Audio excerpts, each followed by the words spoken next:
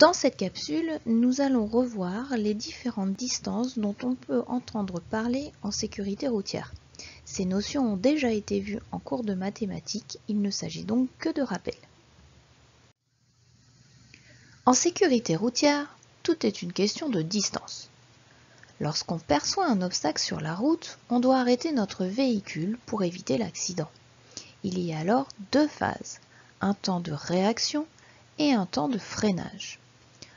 La distance que l'on parcourt entre le moment où on voit l'obstacle et le moment où notre véhicule est complètement arrêté est appelée la distance d'arrêt que l'on note DA. Cette distance peut se décomposer en deux phases, la distance que l'on parcourt pendant le temps de réaction et la distance que l'on parcourt pendant le freinage. En effet, lorsque je vois un obstacle, il va me falloir un certain temps pour réagir. Pendant ce temps, je n'agis pas sur mon véhicule qui continue d'avancer avec la même vitesse. Je vais donc parcourir une certaine distance qu'on appelle la distance de réaction. Puis, je freine. Ma vitesse va alors diminuer, mais mon véhicule ne va pas s'arrêter instantanément. Je vais donc parcourir encore une fois une certaine distance. Cette fois-ci, elle sera appelée distance de freinage. Si tu as bien suivi, tu auras compris que la distance d'arrêt est égale à la somme de la distance que l'on parcourt pendant le temps de réaction et la distance de freinage.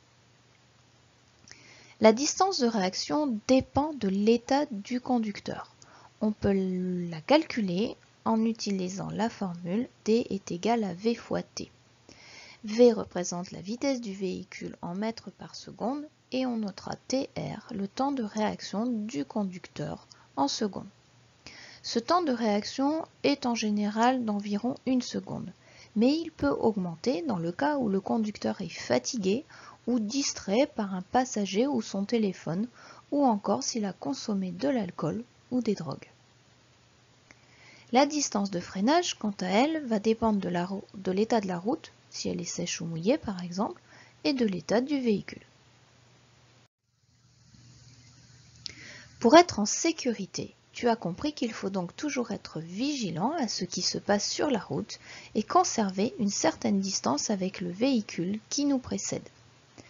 C'est ce que l'on appelle la distance de sécurité. Voilà une petite astuce pour savoir si tu respectes la distance de sécurité. Prends un point de repère visuel sur le bord de la route, un objet qui ne bouge pas, comme un arbre par exemple. Lorsque le véhicule qui te précède passe au niveau de ce repère, commence à compter doucement les secondes. Si ton véhicule passe le repère avant que tu n'aies le temps de compter jusqu'à 2 secondes, c'est que tu es trop près. Voilà, j'espère qu'avec cette capsule, tu auras bien revu les différentes distances et surtout que tu auras bien compris la différence entre elles.